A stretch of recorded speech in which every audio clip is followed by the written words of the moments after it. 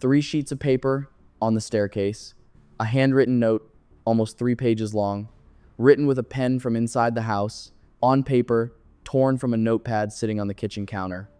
And after it was used, the pen was neatly placed back where it came from. The note demanded a ransom, $118,000. Not 100, not 200, exactly 118. Almost the exact amount of the father's annual bonus. How would a random kidnapper know that number? But here's what really gets under your skin. While the mother was reading that note, while she was screaming, while she was dialing 911, her 6-year-old daughter was already in the basement of that same house. In a dark room behind a door that a police officer would open 20 minutes later and not bother to flip on the light, he just peeked in, didn't see anything, and moved on. A ransom note about a kidnapping. But nobody was kidnapped. A demand for money. But the phone call with instructions never came. 3 pages of text full of lines pulled from Hollywood movies, and the girl who was already beyond help 1 floor below. December 26th, 1996, Boulder, Colorado. This is the story America hasn't been able to close for nearly 30 years. And now, in 2026, it may be closer to an answer than ever before. Let's break it down. To understand what happened that night, you first need to understand who these people were before it. Because after that night, they became characters in newspapers, on talk shows, in conspiracy theories, but before December 26th, they were just a family. John Ramsey, 53 years old, founder of Access Graphics, a subsidiary of Lockheed Martin. The company had just crossed the $1 billion mark in annual revenue. John was calm, disciplined, a straight-up businessman, the kind of guy who solves problems, not the kind who makes scenes. Respected in Boulder's business circles, active churchgoer. On paper, a picture-perfect life. But that life already had a crack in it. In 1992, John lost his oldest daughter from his first marriage, 22-year-old Elizabeth, a car accident. He was very close to her. That loss broke him, and now, 4 years later, fate was about to strike again. Patsy Ramsey, Miss West Virginia, 1977, education, career, and then family. Warm, outgoing, deeply involved in church life. She beat ovarian cancer in the early 90s, went through chemo. She knew what it meant to fight for your life. Their son Burke, 9 years old, quiet kid, into scouting and model airplanes, a normal boy who would later be forced into an abnormal spotlight. And JonBenét, 6 years old, the youngest, full of energy, outgoing. She sang in the church choir, took violin and piano lessons, went to High Peaks Elementary, where her teachers described her as kind and bright. Yes, she competed in children's beauty pageants, Little Miss Colorado, America's Royale Miss. That was Patsy's idea. Later, the world would latch onto those pageants. Photos with makeup and crowns became tabloid covers. But for the family, it was a hobby, one of many, not the main thing. They lived in a large Tudor-style home on 15th Street, one of the nicest neighborhoods in Boulder. 7,000 square feet, 15 rooms, multiple levels, a complicated basement with storage rooms, a boiler room, a train room for Burke, and a small wine cellar. Remember that basement. It's gonna matter. December 25th, 1996, Christmas Day. Morning presents. JonBenét got the bicycle she'd been dreaming about. Burke got toys and games. A normal family morning, nothing out of the ordinary. That evening, the family drove to a Christmas dinner at the home of friends, Fleet and Priscilla White. Close friends who live nearby. Gift exchanges, kids playing together, adults chatting. Everyone who was at that party would later say the same thing. A normal, happy holiday gathering, nothing alarming, no tension. The Ramseys left around 9 p.m. They had plans for the next morning, an early flight to Charlevoix, Michigan, to their vacation home, and from there, a family Disney cruise. According to the parents, both kids fell asleep in the car.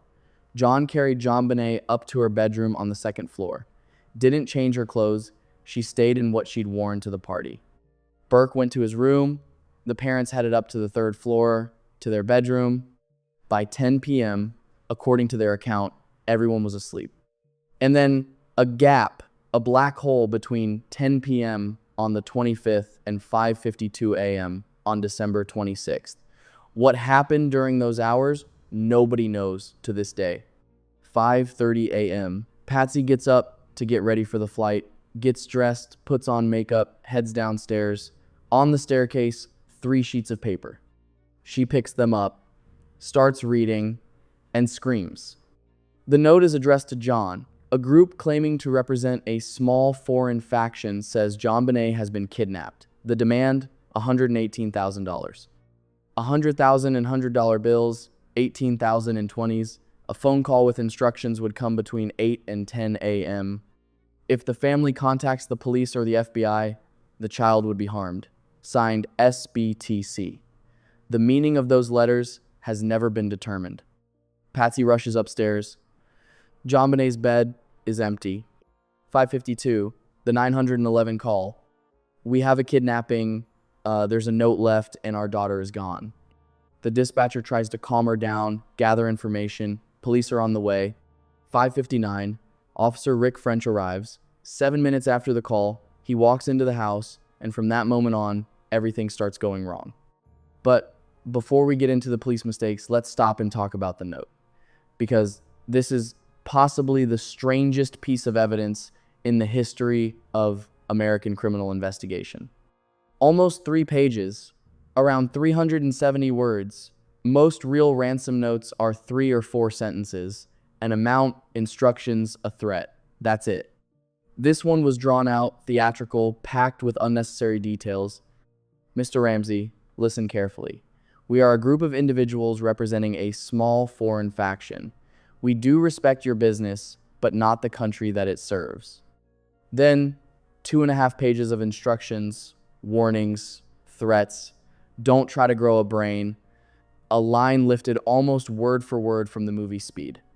The overall tone echoed Dirty Harry and other crime films. Words like attaché instead of briefcase, adequate, hence, the vocabulary of an educated person.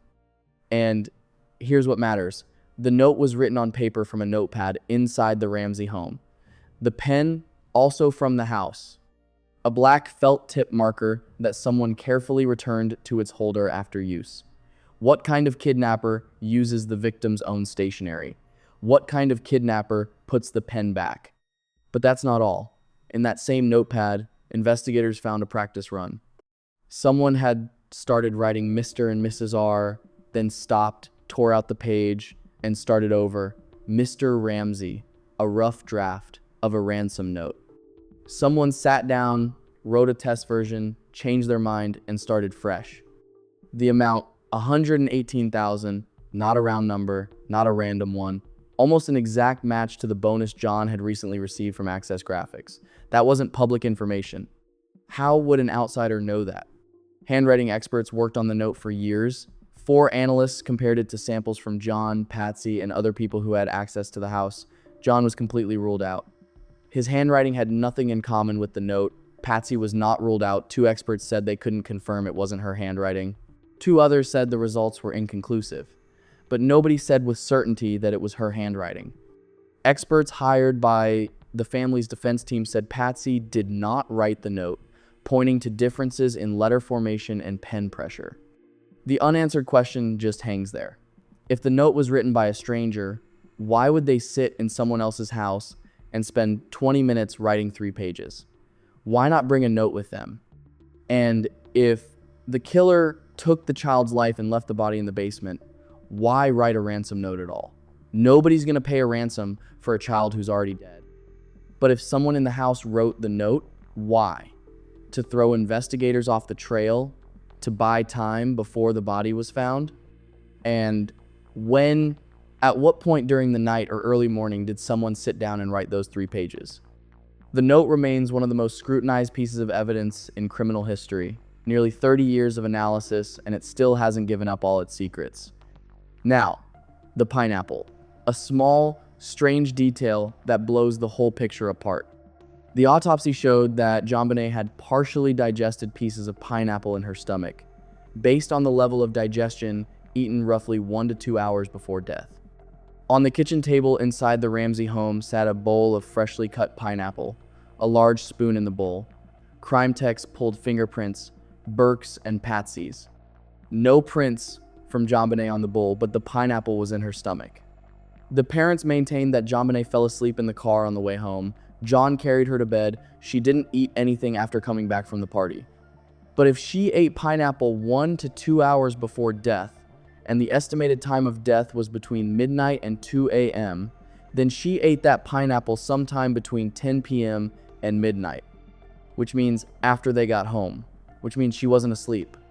In 2016, Burt gave his first public interview, and he admitted, yes, he did go back downstairs after his parents went to bed. He wanted to play with a new toy, have a snack. Pineapple? Maybe. He doesn't remember exactly. It's been 20 years. But this changes the picture. Not everyone was asleep. Burke was downstairs. Did JonBenét eat pineapple from that same bowl? Did she come down on her own? Did someone wake her up? A small bowl of fruit, a large spoon, fingerprints, and not a single solid explanation. Now let's go back to the morning of December 26th, to how the investigation was destroyed before it even really got started. Boulder, Colorado, a college town, quiet, well off, with a low rate of violent crime. The police here were used to dealing with drunk students and petty theft. The murder of a child, that just didn't happen here. And you could feel it from the very first minutes. First, the crime scene was never secured at all. John called friends. Fleet and Priscilla White showed up. The pastor showed up. Other friends came. Within an hour, there were more than a dozen people inside the house. They walked through rooms, used the bathrooms, made coffee, sat on the couches. Every single one of them was a potential source of contamination. Fibers, fingerprints, DNA, everything that might have pointed to the killer was now mixed in with innocent traces from friends and neighbors. Second, Officer French searched the house. He went through the first floor, the second floor, went down to the basement, checked windows, opened the door to the wine cellar, a small, dark room with no windows. He didn't turn on the light, looked in, didn't see anything, closed the door, moved on. JonBenét was in that room, just a few steps away from him. If he had flipped the switch, everything would have been different. JonBenét found within an hour of the call. The house sealed off as a murder scene, evidence documented, context preserved, but he didn't turn on the light, and the girl stayed there for another 7 hours. Third, the ransom note promised a call between 8 and 10 a.m. 8 o'clock, silence. 9, nothing. 10, no call. The tension kept building. If this was a kidnapping, why the silence? At 1 p.m., Detective Linda Arndt suggested that John and Fleet White search the house again. John went down to the basement, reached the wine cellar, opened the door. This time, he turned on the light, and he found JonBenét. John screamed, picked his daughter up in his arms, carried her upstairs. A human instinct, a father's reaction. But for the investigation, a disaster. The positioning of evidence, lost. The context of the scene, lost.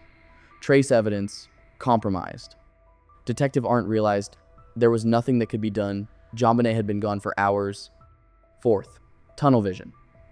Within 48 hours of finding the body, Boulder police had decided the family did it, and they essentially stopped looking at other leads. Detective Steve Thomas, one of the lead investigators, later wrote a book claiming he believed Patsy was guilty. His book revealed the scale of the problem. The investigation had locked onto a single theory and ignored everything that contradicted it. Fifth, leaks to the press.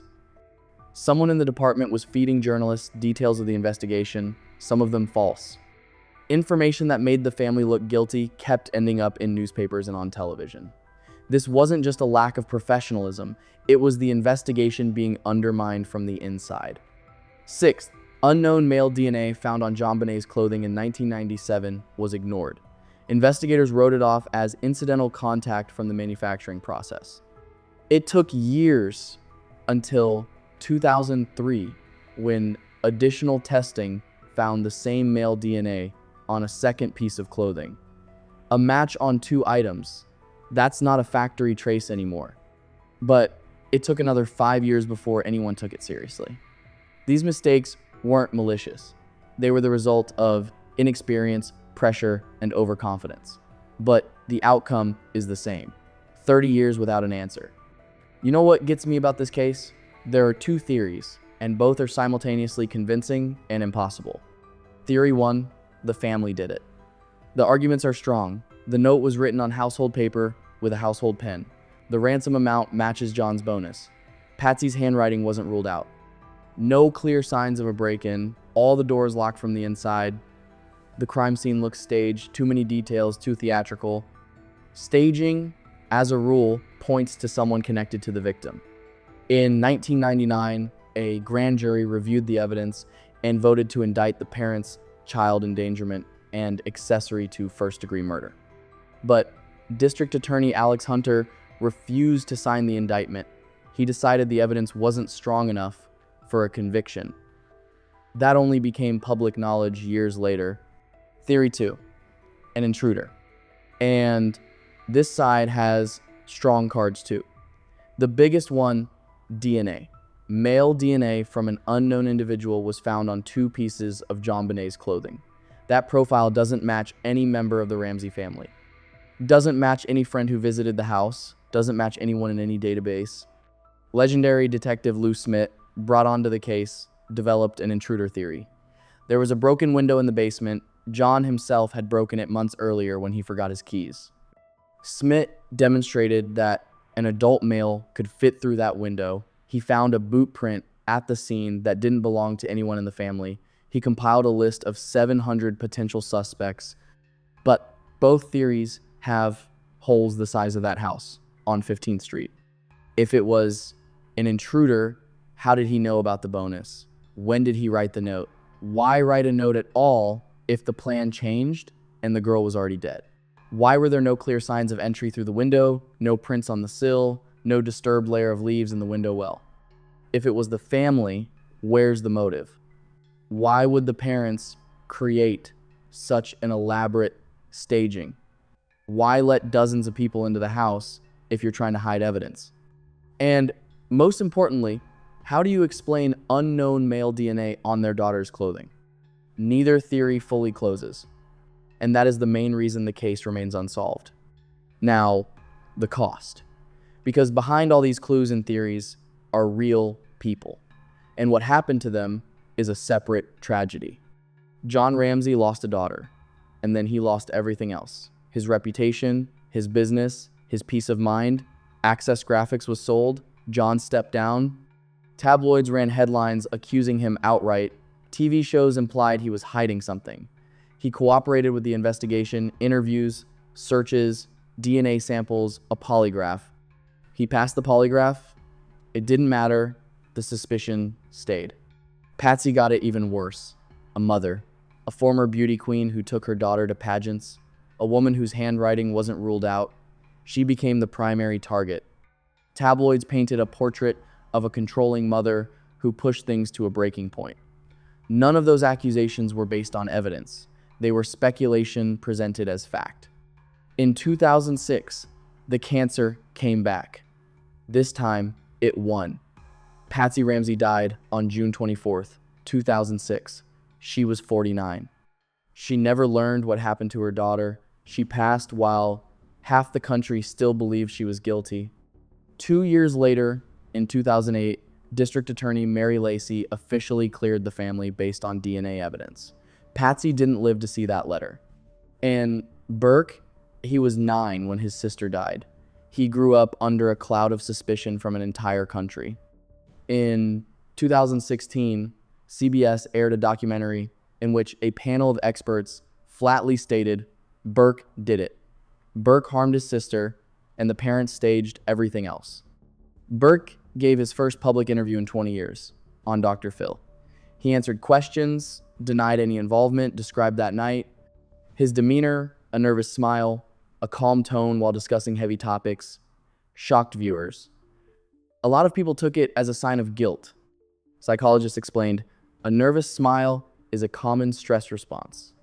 A person who's lived under suspicion of his sister's death since he was 9 and is talking about it publicly for the first time in front of millions, he's not going to act the way you'd expect. That's not a diagnosis, that's anxiety. Burke filed a $750 million lawsuit against CBS for defamation. The case was settled in 2019. The amount was not disclosed. CBS didn't retract the documentary, but the settlement itself says a lot. Burke is now 38. He works in IT, lives quietly, tries to be a normal person, but normal is something he'll never be. His sister's death defined his childhood. The accusations defined his youth and his adult life. The shadow of December 26, 1996 doesn't go away. The Ramsey family was destroyed, not by the perpetrator, by the reaction to the crime, and still there's hope. For the first time in nearly 30 years, real, tangible hope. DNA. That same unknown male DNA found on JonBenét's clothing. For years, it was a mystery, with no answer. A profile that didn't match anyone in any database. But technology doesn't stand still. Genetic genealogy. The method that, in 2018, caught the Golden State Killer, Joseph James DeAngelo. They'd been looking for him for 44 years. His DNA wasn't in any criminal database, but genetic genealogy found his distant relatives through public genealogy databases, built family trees, and identified a specific individual. Since 2021, this method has been applied to the Ramsey case. Boulder Police and the Colorado Bureau of Investigation are working together. Dozens of items have been sent to CBI for analysis. Among them, items being retested with new technology and items from the basement that had never been tested at all. In December 2025, Boulder Police Chief Stephen Redfern stated that new interviews have been conducted, new evidence has been collected, and evidence is being tested and retested using the latest DNA technologies. The case is a priority. There's one item that could be the key. A homemade device used by the perpetrator, a construction made from cord, and a broken paintbrush handle. Whoever tied those complex knots was unlikely to have been wearing gloves. John Ramsey and family attorney Hal Haddon are insisting the knots on the device need to be tested for DNA. According to them, experts consider this approach promising. According to sources familiar with the investigation, cellular material has been found on remnants of the cord and a fragment of the paintbrush handle, minimal but suitable for YSTR and mitochondrial sequencing. Results comparing this to previously identified profiles are expected in the coming months. The DNA on JonBenét's underwear is a mixed profile containing at least 2 unknown male samples. For a long time, the technology couldn't separate the mixture for genealogical analysis. But the science keeps moving. Former Denver District Attorney and DNA expert Mitch Morrissey says, "It's not a question of if, it's a question of when." John Ramsey is 81 years old. He keeps fighting, meets with police, speaks at criminal justice conferences, pushes Colorado lawmakers to pass a bill on the rights of families of unsolved crime victims. Burke is ready to provide additional DNA samples for exclusion purposes, just as he did in 2008. For the first time in nearly 30 years, the investigation is actually moving. Not on paper, not in headlines, in the lab. JonBenét Patricia Ramsey, 6 years old, she loved performing, she loved singing, she loved her family. On December 26, 1996, her life was cut short.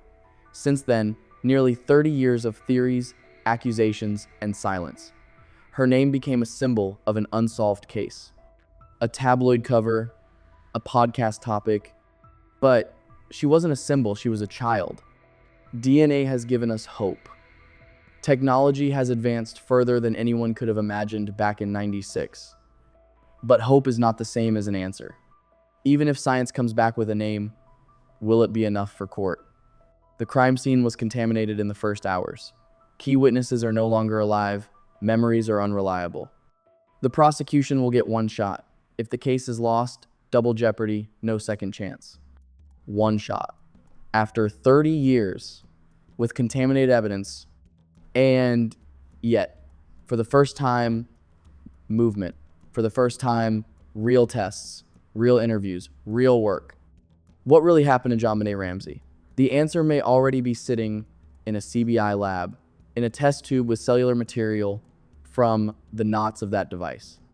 Or maybe the answer will remain a question. What do you think? Can science solve what people couldn't?